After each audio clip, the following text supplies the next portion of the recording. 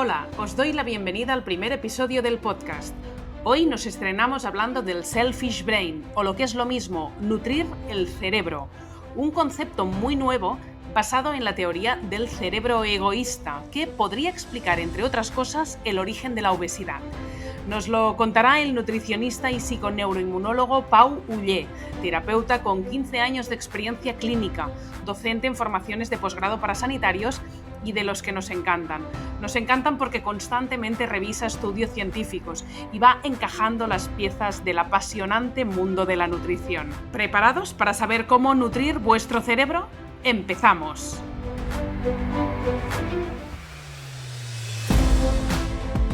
Soy Nuria Coll, periodista y directora de Soy Como Como, la comunidad más revolucionaria de alimentación saludable. Os doy la bienvenida a mi podcast, con el que tengo el propósito de divulgar con todo el rigor que en nuestra forma de alimentarnos nos va la vida. Nos va la vida, literalmente. Y hay miles de estudios que demuestran que con la alimentación podemos prevenir y sanar.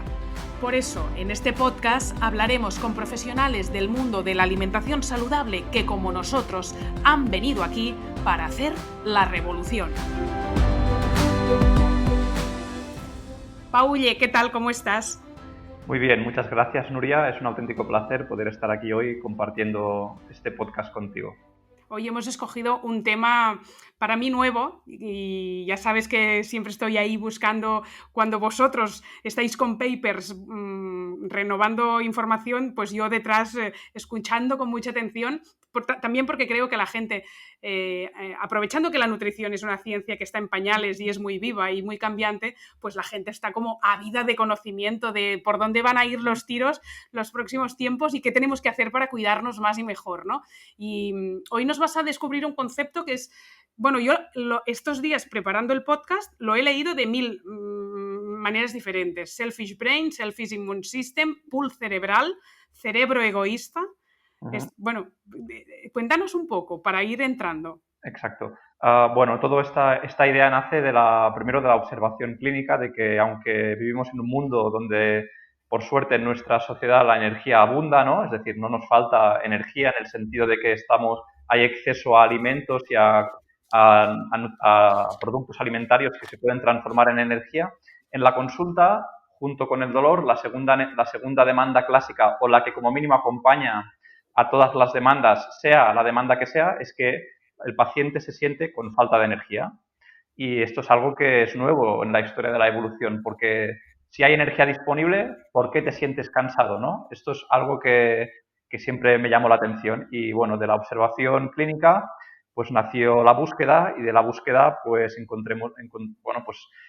encontramos a Peters, que es el autor de esta hipótesis y que es el autor de varios artículos publicados, y que luego, de la hipótesis del selfish brain o del cerebro egoísta, y que luego se fue evolucionando hacia la hipótesis del sistema inmune egoísta, que encaja mucho y que da explicación a lo que observamos en consulta de cómo puede ser que alguien con tanta energía acumulada se sienta con poca energía, ¿no? Esto es básicamente el origen de la observación, que dio lugar a esta observación. De hecho, lo primero que hay que decir es que en el mundo, desde una perspectiva absolutamente de la biología, estamos en el mundo para conseguir energía y gastar energía. Y de hecho, la reproducción podría ser vista únicamente como una forma de que nuestros genes sigan buscando energía y consumiendo energía, ¿no?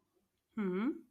Es decir, en el fondo, la vida es la lucha por la obtención y el gasto de la energía. Bueno, y en deporte, ¿no? Y a nivel de consumo de calorías siempre está haciéndose este símil, ¿no? De el concepto de si has gastado la energía y la has equilibrado bien o te has pasado, por ejemplo, consumiendo demasiada comida, ¿no? Versus lo que has gastado a lo largo de un día. No sé si la explicación energética es la misma.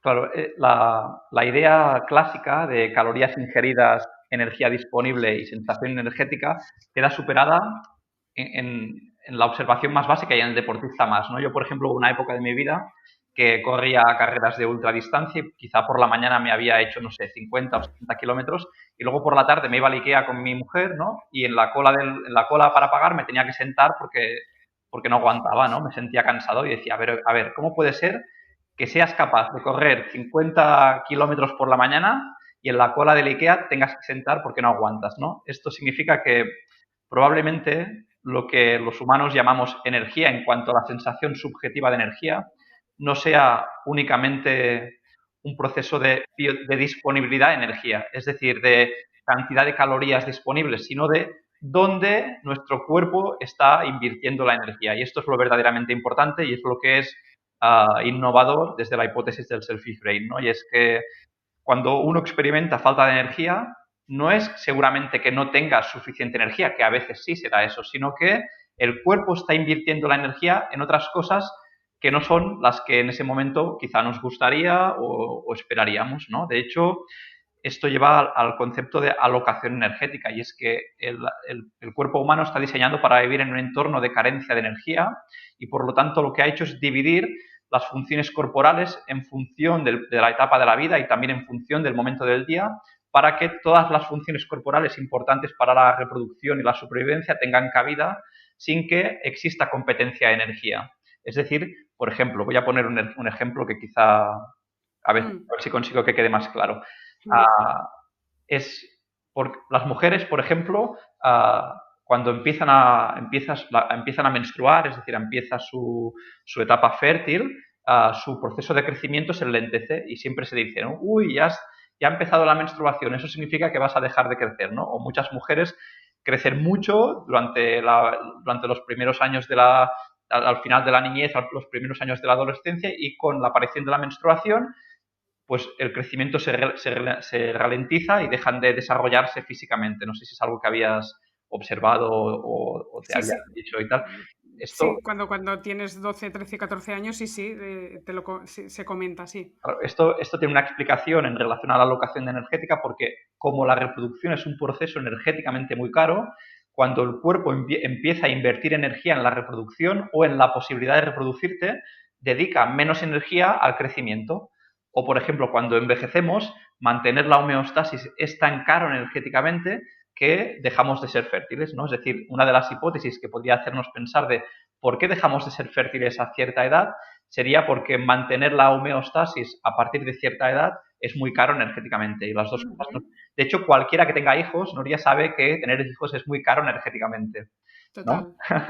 ¿No? Bueno, desde el concepto desde el que yo lo entendía hasta hoy, al menos, de como estoy fatigado porque tener hijos cansa mucho, tengo menos energía, pero te lo digo desde la expresión popular. No sé si estamos hablando de la misma energía, claro, exactamente. En el fondo no es que tengas menos energía, es que la inviertes en otras cosas, ¿no? Muchas veces la discusión clásica de no es que no te falte tiempo, es que eres un vago, ¿no? Pues muchas veces no es un tema de tiempo, es un tema de dónde tú estás dirigiendo tu organismo, no tú, el organismo, está dirigiendo la energía disponible, ¿no? Por ejemplo, voy a poner... Lo de IKEA del ejemplo de antes, me estás diciendo que tú habías puesto toda la energía que tienes disponible a por la mañana ir a correr 10 o 15 kilómetros y ya te habías quedado sin energía, porque tu cuerpo lo había invertido todo por la mañana. ¿Es así? Exacto. O, por ejemplo, que mi sistema motivacional es mucho más importante. Mi capacidad para movilizar mis recursos energéticos desde la motivación era mucho más efectivo por la mañana. En cambio, por la tarde, que para mí era una absoluta disonancia, tener que hacer cola para pagar en un sitio donde además no me importa nada y que no me gusta ir, eso para mí... O sea, que no es solo la energía disponible ni la hora del día, sino que también hay una cosa de ilusión y motivación, que entonces ya no sé hasta qué punto está basado en el organismo y en la naturaleza, ¿no? No, bueno, sí que lo es, porque en el fondo es si es coherente o no es coherente en qué estás invirtiendo la energía, ¿no? Y eso sería, y si es coherente o no es coherente dependerá del sistema motivacional y de lo que es coherente antropológicamente hablando. Lo que seguro que no es coherente es pasarte toda una tarde encerrado en un centro comercial para comprar algo y hacer cola para pagar, es decir, perder recursos económicos para hacer cola para perder recursos económicos. Esto el cerebro le genera, excepto que para ti no sea muy, muy, muy, muy, muy importante los aspectos relacionados con la imagen del hogar y tal, el IKEA cansa mucho, ¿no? Joder, cualquiera que haya estado una tarde en el IKEA lo sabe, ¿no? O sea, tampoco... Pero me ha quedado claro cuál no es nuestro patrocinador. En cualquier caso, tampoco quería centrarme en eso, pero en lo de la reproducción y el crecimiento sí que es un ejemplo más riguroso sobre el concepto Ujú. de alocación energética, pero hay otros que también son muy claros. Por ejemplo, la infección, y así también entramos en la parte inmunitaria. Y es que cuando estamos cogiendo un virus, muchas veces el primer síntoma, la primera señal de que nos estamos poniendo enfermos es que estamos cansados. ¿Sí? Total. ¿Y qué puede Ujú. ser? Porque energía hay la misma. No has perdido toda la grasa corporal, ¿no? ¿Qué está pasando? Pues básicamente es que el cuerpo está invirtiendo energía en intentar solucionar una infección y por lo tanto hay un sistema que es el sistema inmunitario que está robando energía a otro sistema que es el sistema neurológico, el cerebro, para una función beneficiosa para el organismo, aunque no nos guste, ¿no? Uno siente que se está poniendo enfermo, que está cansado y lo que hace es ir a beber café, se toma paracetamoles para no anular la reunión, no sé qué, pero el organismo lo que está buscando no es joder, es decir, aunque nos joda, no es joder, lo que está intentando es destinar la energía a un recurso importante para la supervivencia como es el sistema inmunitario, ¿no? Entonces, cuando es un virus así, en plan, me ha cogido una gripe y estoy como si me hubiera pasado un camión por encima y hace 3 días que estoy en cama, seguro que la gente lo relaciona. Pero quizás muchos de estos pacientes que piensan que son asintomáticos, al menos de lo que ellos relacionarían con los síntomas de un virus, y quizá tienen una infección por virus o parásitos, bacterias o un hongo, quizá tienen otros síntomas que no Claro. los están relacionando y uno de ellos es mucho cansancio y puede que sea por una infección, dices. Claro, claro, sí, es que desde el concepto de alocación energética todo se simplifica extremadamente. Por ejemplo, hay centenares de papers que relacionan la microbiota con, por ejemplo, el estado anímico, ¿no? Pero en el fondo, si tú entiendes que cuanto más recursos energéticos necesite tu sistema inmune, menos energía habrá para el sistema nervioso, ya se simplifica todo, porque en el fondo lo que está pasando es que cuanto más energía tengas que invertir en otro sistema que no sea el neurológico, menos energía tendrás para el cerebro y efectivamente más cansado te sentirás, pero te sentirás cansado por una función beneficiosa para el organismo, que es no restar energía al sistema inmune, no es para joder. Lo que pasa es que el ritmo vital pues muchas veces no nos permite bueno, pues aceptar o vivir con naturalidad los procesos biológicos, ¿no? Cualquier Otro, persona que nos escuche y piense yo tengo depresión o ansiedad, tiene que relacionar que directamente puede ser que tenga una infección y que la energía quede distribuida ahí, o podría ser que Una, eh, exacto, una infección podría no ser. una infección o cualquier otro proceso que esté restando energía al sistema nervioso, por supuesto.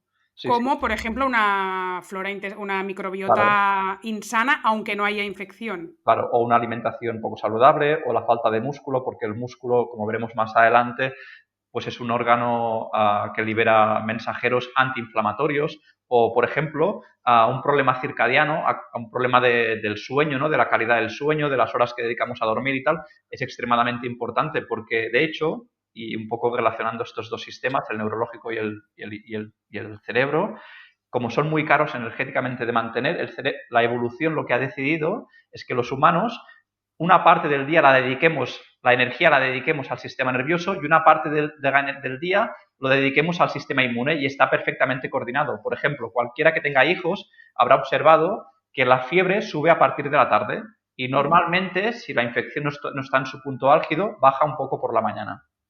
Eso es porque la evolución lo que ha hecho es decidir que el sistema inmunitario tenga más energía disponible cuando gastamos menos energía cerebral, que es en la primera mitad de la noche, y en cambio haya más energía para el sistema, perdona, y cuando el cerebro recupera energía, el sistema inmunitario consuma menos energía, ¿no? Lo que significa que, como son dos sistemas muy caros energéticamente, el cuerpo ha decidido que durante el día energía para el cerebro, durante la noche energía para el sistema inmune. Y cuando se produce un proceso inflamatorio, infeccioso o de activación inmunitaria crónica, este sistema de repartición de la energía se pierde. Y esto es lo que Ujú. lo hace verdaderamente, y esto es lo que genera síntomas que identificamos como desagradables, ¿no? Nos sentimos cansados durante el día, por ejemplo. Bueno, lo estás contando muy bien. Hay dos pilares que seguro que me comentarás. Uno es que yo cuando trabajo pienso tanto, es tan cerebral, tan mental mi trabajo, que quedo agotada. Y hay días que parece como si hubiera ido al gimnasio. ¿Hay relación también con la actividad Totalmente. cerebral Mira, en cuanto a totalmente. energía? Totalmente. Mira, aunque el cerebro es el 2%, representa únicamente el 2% de la masa corporal, en reposo el cerebro gasta entre el 20 y el 25% de toda la energía, es decir, unas 500 kilocalorías al día son gastadas únicamente en el reposo para mantener las funciones biológicas vitales como es mantener la respiración o lo que sea, ¿no? Pero, por ejemplo, es famoso los jugadores de ajedrez profesionales son por ejemplo, pueden llegar a gastar 500, 600 kilocalorías en 2 horas que puede durar una partida de ajedrez, lo que es equivalente a una hora de tenis. Qué fuerte. De hecho, Equivalente del todo, porque claro, me dirás que el sedentarismo es el gran mal del siglo XXI. lo que pasa que, claro, tú tienes que entender que los jugadores de ajedrez están extremadamente entrenados en gastar energía cerebral. Es decir, la mayoría de la gente no tenemos esta capacidad para gastar calorías pensando, sino más de uno pensaría, pues yo me siento cada día y me pongo a pensar, no, esto no funciona así. Los jugadores de ajedrez, Pero son las mismas calorías, son aquellas que te dan mucho hambre después porque has gastado y no pasa nada aunque no te hayas movido de un sofá o de una silla. las mismas. De hecho, hay mil anécdotas de jugadores de ajedrez profesionales que pierden peso que Qué fuerte. flipas durante las Sí, partidas de ajedrez. Hay mil. Lo que pasa es que tenemos que entender que estos son sujetos cerebralmente muy entrenados. Pero bueno, en cualquier caso, incluso en sujetos no entrenados, se sabe que en un estrés agudo de laboratorio, que es lo menos estresante que existe, que te ponen en una pantalla mirando cosas estresantes, imagínate que eso no es nada comparado con el estrés que podemos sentir en la vida real, se sabe que se puede incrementar hasta un 12% las necesidades energéticas del cerebro solo por un pequeño estresor, imagínate, ¿no? O sea, lo que pasa que sí que es cierto que cuando el estrés se vuelve crónico, parece ser que existen dos formas de responder ante el estrés, ¿no? Vamos a llamar la forma Don Quijote, que es la forma peleona, ¿no? La forma de seguir adelante, mantener el estrés y luchar, que esos adelgazan. Y la forma, vamos a llamar Sancho Panza, ¿no? De una forma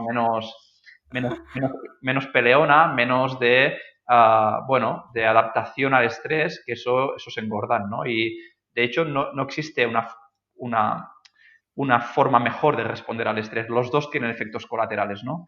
Unos tendrán efecto por pérdida de peso, los tejidos se degradan, se les cae el pelo, se adelgazan, el sistema inmunitario se deprime porque el sistema nervioso está muy activo, y en los demás pues se deprimen, comen más, engordan, el cortisol les baja, se cansan, es decir, en el... bueno, y no solo eso, posible fatiga adrenal, el sistema inmunológico está debilitado y aparecen infecciones, virus, parásitos, Pero, ¿no? pero habrá las dos formas, son formas aparentemente antagónicas, pero son dos formas de responder al estrés crónico y que básicamente son dos formas de responder a las demandas de energía cerebral, ¿eh? En el fondo, las dos cosas te están diciendo, no tengo energía, pero la necesito porque tengo que mantener la energía en el cerebro para seguir luchando. ¿Qué puedo hacer, no? Y hay quien mantiene una estrategia más Don Quijote de activar la función adrenal, deprimir la inmunidad, restar toda la energía al sistema inmunitario, y hay otras que es la forma, vamos a llamar Sancho Panza, que es de comer más, de pues tener una respuesta más pasiva, que en el fondo también termina siendo patológica porque pues engordas, el tejido adiposo inflama y eso hace que el sistema inmunitario funcione mal, etcétera, ¿no? Pero en el fondo son dos formas de intentar satisfacer las demandas energéticas producidas por el estrés, ¿no? Hay Una mucho... de las, una de las consecuencias del estrés que también nos quieres comentar hoy es la relación con la menorrea, la desaparición del ciclo menstrual, que es una de las primeras consecuencias cuando se es relativamente joven, de que desaparezca la menstruación, que es como un primer aviso en el cuerpo de una mujer que este estrés al cabo de los años Claro, puede ser mucho peor, pero ya no con 30 años que no tengas la regla nunca, claro. y no haya ningún otro problema y después de las pruebas y tal, quiere decir que te está afectando a la hipófisis, ¿no? Claro, Y en el fondo, increíble. claro, este es un ejemplo perfecto el que has puesto de la alocación energética, de cómo el cuerpo prioriza las necesidades energéticas, ¿no? Si el cuerpo entiende que tiene que priorizar la energía, la supervivencia, la reproducción queda en un segundo plano, ¿no? Y, por ejemplo, este tipo de mujeres, su sistema neuroendocrino, por un proceso de sensibilización del cual podríamos hablar largamente, pero no quiero alargarme, lo que hace es priorizar la supervivencia a la reproducción. Y también es muy importante entender que cuando hablamos de estrés no es únicamente un estresor de tener un trauma o tener un proceso psicopatológico, psicosocial, vamos a llamar grave, sino que, por ejemplo, dormir poco, entrenar de forma poco coherente con tus recursos energéticos disponibles, eso también es estresante, ¿no? Es decir, por ejemplo, pues abusar de estimulantes para poder mantener el ritmo vital, todo esto tiene un coste energético que aunque a corto plazo pues no lo sintamos como algo patológico, para el sistema neuroendocrino sí que tiene un precio, ¿no? Y uno de ellos, Qué complicado solucionarlo, ¿eh? Es el gran tema, ¿eh? claro, porque en el fondo muchas veces no nos gusta la elección que elige el organismo, ¿no? El cuerpo dice, hay estrés, y elige una respuesta corporal que biológicamente es coherente, aunque no nos guste, ¿no? Es decir, pues que pierdas la menstruación cuando hay poca energía es, pues es normal, ¿no? Otra cosa es que no nos guste que ocurre, ¿no? O no nos guste aceptar que el ritmo vital no es el adecuado o lo que sea, ¿no? Pero esto es parte del problema humano, ¿no? Esto a los animales no les pasa, ¿no? O sea, esto es parte del uso de la razón, tiene este lado oscuro también, ¿no? Aunque tenga muchas virtudes, pues también a veces genera disonancia entre lo que nos gustaría y lo que el cuerpo necesita, ¿no?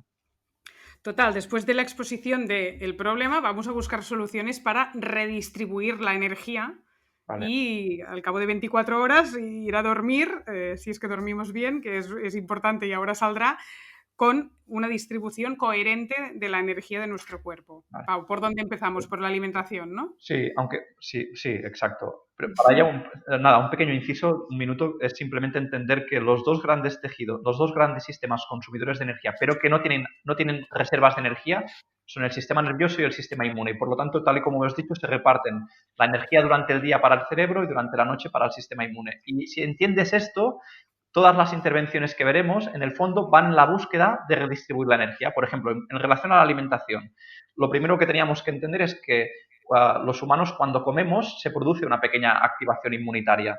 ¿Por qué? Porque si en la comida hubiera algún tipo de microorganismo infeccioso nos tendríamos que poder defender, ¿no? Esto es así desde que somos humanos, ¿no? Y gracias a esto, si existe hay presencia de algún microorganismo infeccioso, pues el sistema inmune pues nos protege de esto, ¿no? Por lo tanto, comer en el fondo representa una pequeña inflamación. Eso explicaría, por ejemplo, que después de comer nos sintamos algo más cansados, ¿no? Pero Porque no por el hecho de comer, sino por la posible infección que tenga que hay algún parásito en la comida, ¿en serio? porque el sistema inmune dice, por si acaso voy a activarme, ¿no? Y eso se llama inflamación postpandreal y cada vez que comes hay una pequeña activación del sistema inmunitario por si acaso. Evidentemente, esto nos lleva a pensar que la alimentación, lo de comer 5 veces al día, nos lo tendríamos que replantear porque significa que estarás activando el sistema inmunitario 5 veces al día.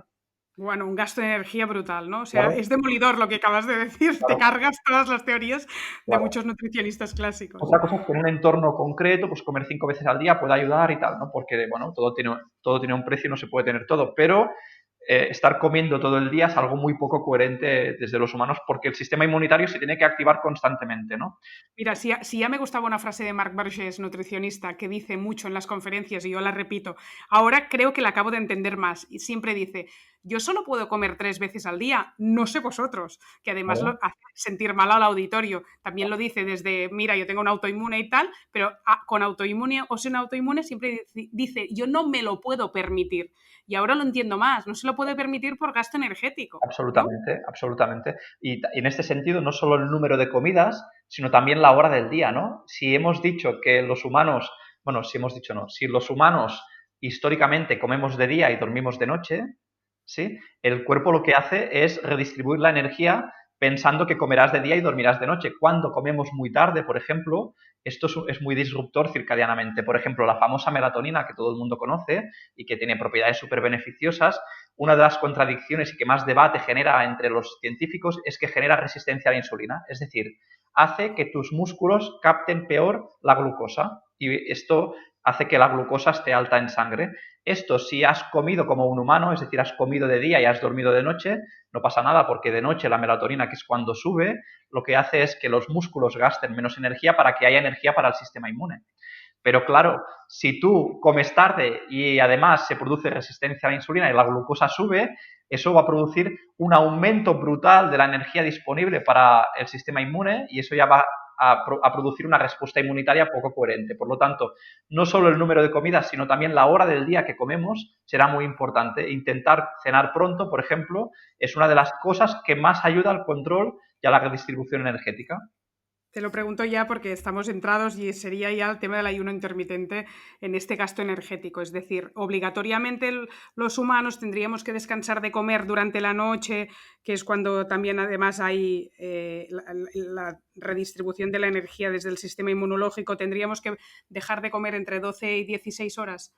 Claro, O claro. no está suficientemente estudiado, Bueno, porque esto no lo sé. evidentemente genera debate y es evidente que hacer afirmaciones tajantes, pero es coherente desde el estudio de la biología y desde las hipótesis que estamos planteando hoy que de noche durmamos y de día comamos y por lo tanto si cenas pronto y empiezas a comer cuando ya te has levantado y ha empezado el día, pasan algunas horas, ¿no? Lo que pasa es que el concepto ayuno intermitente está muy también transgiversado, ¿no? La gente no come nada para desayunar, come a las 3 de la tarde o, por ejemplo, no come nada y cena a las 11 de la noche o cena a las 10 de la noche. Eso tampoco sería coherente biológicamente hablando, ¿no? Es decir, lo importante es entender que no puedes estar constantemente comiendo todo el día y que hay que intentar comer de día y dormir de noche. Esto es lo más importante. O sea, por lo que estás diciendo, sería más interesante, en vez de calcular si estás 15 o 16 horas aguantando sin Claro. comer, que cuando se va el sol, literalmente, que en invierno es a las 7 de la tarde, no ingieras nada más. Esto como es muy difícil y tampoco vamos a generar aquí un estrés porque el estrés no ayuda a la redistribución energética, es entender que lo que no puedes hacer es concentrar todas las calorías de noche, ¿no? Porque esto es muy poco coherente desde el punto de vista humano, ¿no? O que, por ejemplo, en invierno tu día tendrá que ser un poco más corto, ¿no?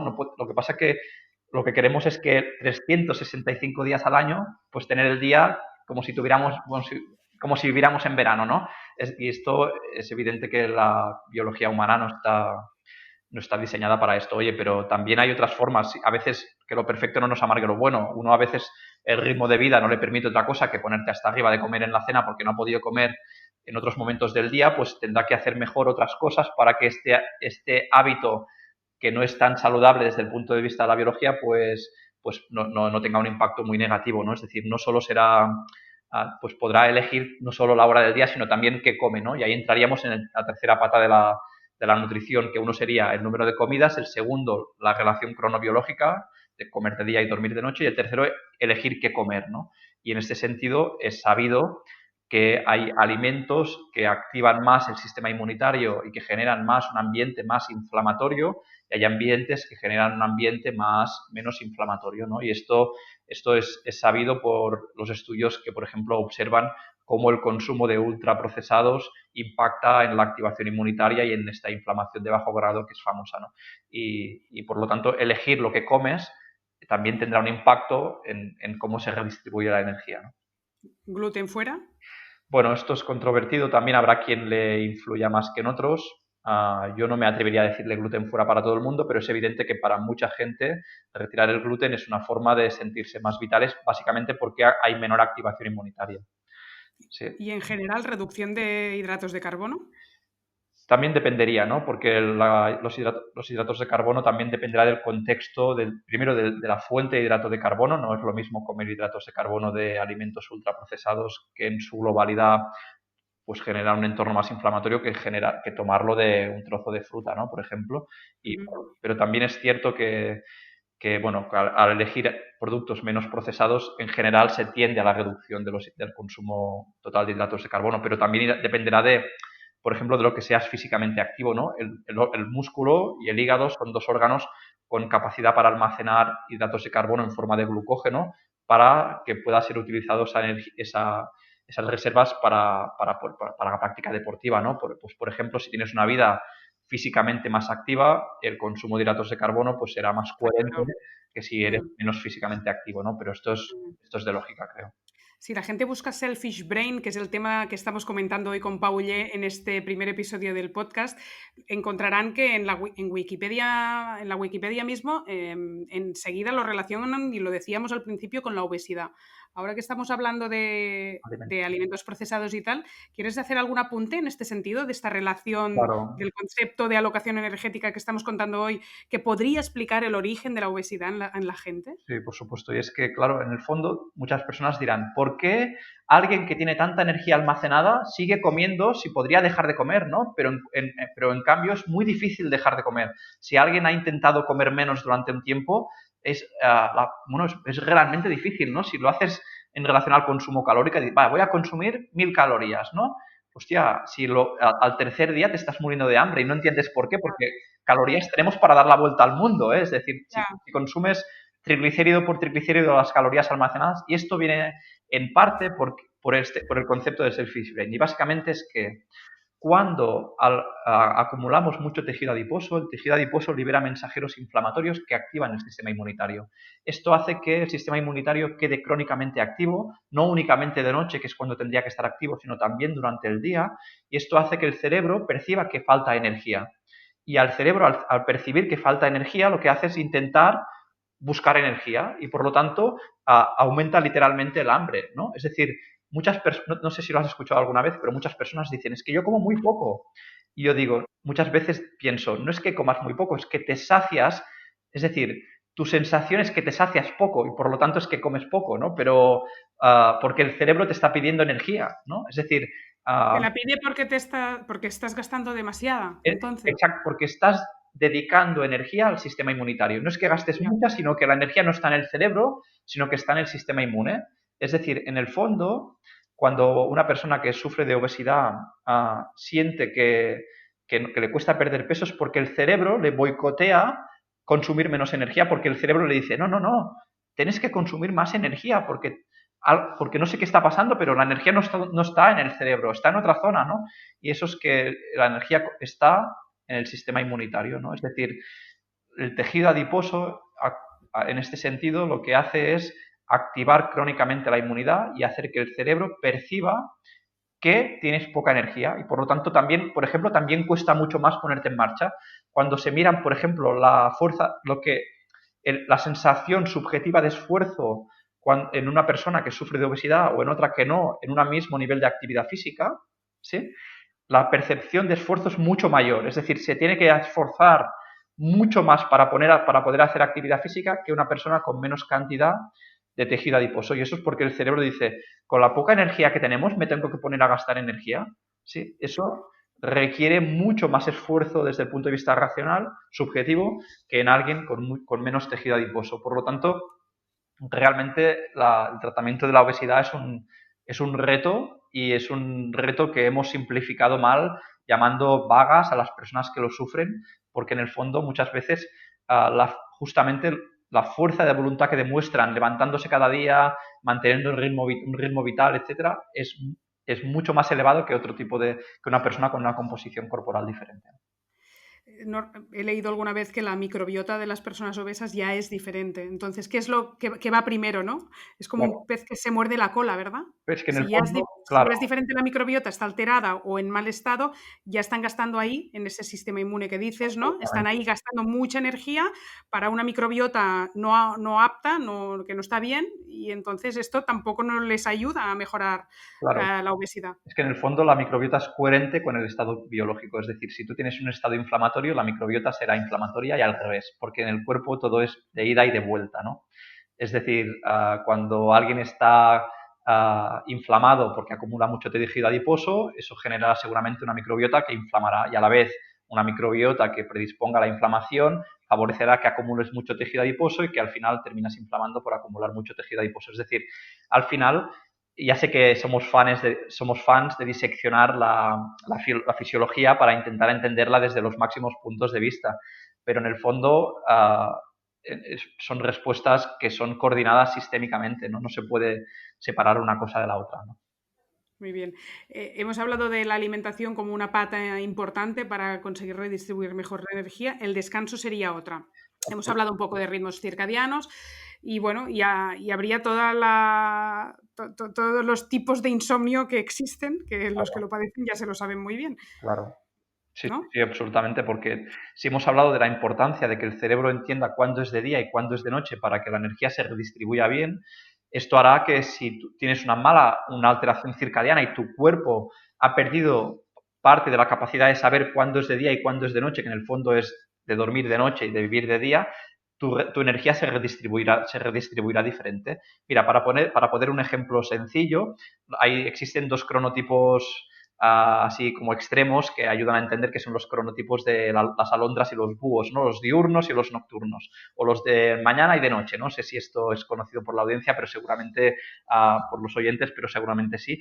Y es que hay gente que es más de mañanas y gente que es más de noches, ¿no? Esto viene determinado por la genética, pues bien, cuando a una persona nocturna que tiende a desplazar todo su ciclo circadiano hacia la derecha, es decir, a acostarse más tarde y por gusto levantarse más tarde, cuando le obligas a despertarse pronto, muchas veces en ese despertar su sistema inmune aún está consumiendo energía y por lo tanto la energía no está en el cerebro, está en el sistema inmune.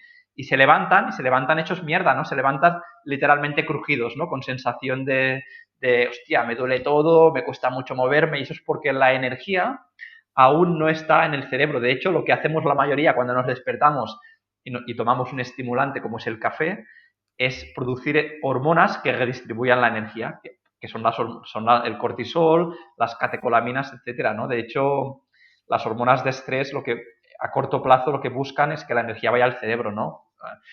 Quien más, quien menos ha experimentado algún día que, bueno, quien sea bebedor de café, pues estar un día cansado porque has tenido una mala noche por los críos o lo que sea, te bebes un café o dos y, hostia, parece que te cambia la visión del mundo, ¿no? O, por ejemplo, si no, hablando de un hábito más sano, que es, por ejemplo, hacer deporte, de, hostia, estoy cansado, me pongo a hacer deporte, pero después de haber gastado energía, me siento mejor. ¿Cómo puede ser esto, no? Ah, sí, un clásico. Eso es Sí. básicamente porque has liberado hormonas de estrés y las hormonas de estrés han redistribuido la energía. Y también porque hacer deporte activa la producción de sustancias que son sustrato energético para el cerebro. Por ejemplo, el lactato. ¿Sí? Alguien, quien más, quien menos, habrá experimentado alguna vez una sensación de lucidez o creatividad, por ejemplo, saliendo a andar, ¿no? Te pones a hacer deporte y empiezas a tener ideas. ¿No? ¿Nos ha pasado? Total. ¿No?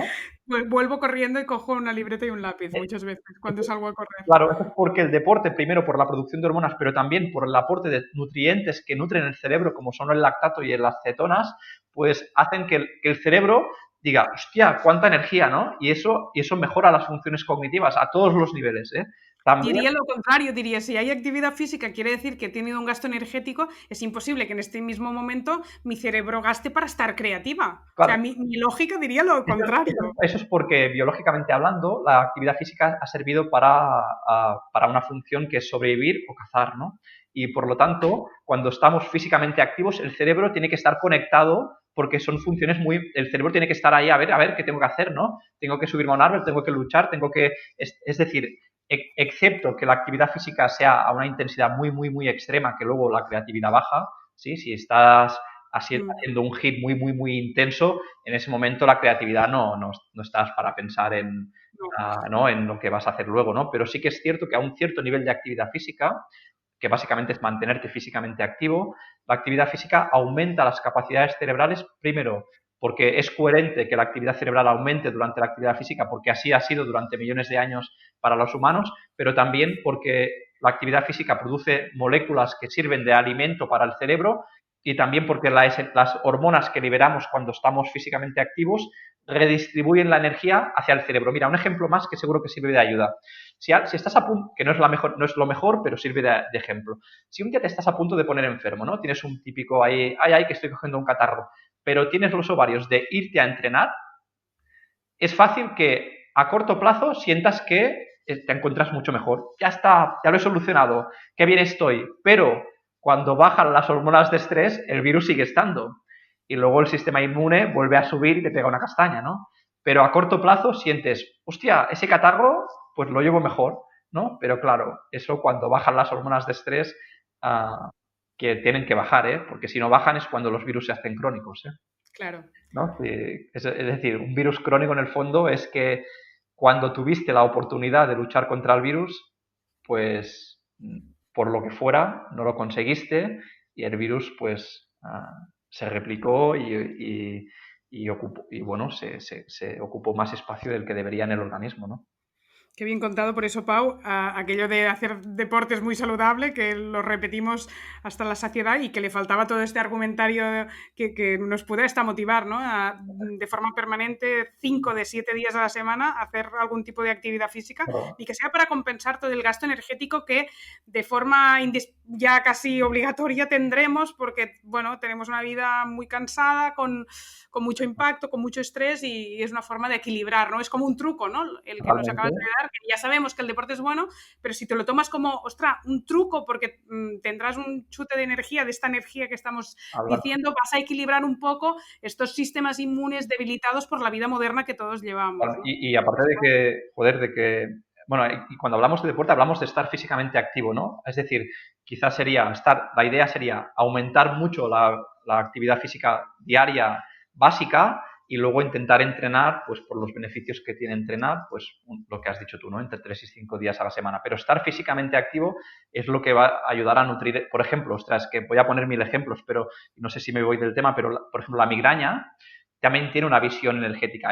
Hay bastante literatura, y esto lo podríamos hablar en otro tema, pero que apunta de que la respuesta dolorosa es para intentar que el cerebro recupere energía. Es decir, te lleva a por ejemplo, a no recibir estímulos y querer dormir para poder recuperar energía. Pues, por ejemplo, hacer actividad física reduce los episodios de migraña. ¿Sí? Wow. Es que, porque hacer actividad física es... Y cualquier otro tipo de dolor también, si dices que el dolor Claro, gasta. claro, porque si tener dolor es entre otras cosas, muchas cosas, pero si entre otras cosas implica una activación inmunitaria, hacer actividad física regular es una forma de decirle al sistema inmune, tu sistema inmune, no te quedes crónicamente activo, joder, que no quiero que estés crónicamente activo, no es coherente que estés crónicamente activo y esto, hacer deporte es una verdadera señal para redistribuir energía, ¿no? Y la cuarta pata, ¿cuál sería, Pau? Ya para ir terminando, nos has dicho 4 pilares para redistribuir la energía. Uno, alimentación. Dos, el descanso. Tres, la actividad física. ¿Y el cuarto? El cuarto es el aspecto, vamos a llamar, psicológico, pero sobre todo desde el punto de vista no tanto emocional, sino racional, ¿no? Y es que si entendemos esto, entenderemos que muchas de las reacciones biológicas que sentimos son coherentes para el organismo, ¿no? Cuando alguien, por ejemplo, tiene hijos y está pensando, está dedicando energía a aspectos relacionados con la familia y con el trabajo, por ejemplo, y tiene menos energía disponible, no energía de almacenada, sino donde el cuerpo centra la energía, por ejemplo, para hacer deporte y en lugar de entender que ese día has hecho menos actividad física porque has dedicado energía a otras cosas que son importantes para ti, te vas a casa pensando que eres un vago, que eres ¿no? Que estás hecho una puta mierda, que no cumples con las expectativas y tal.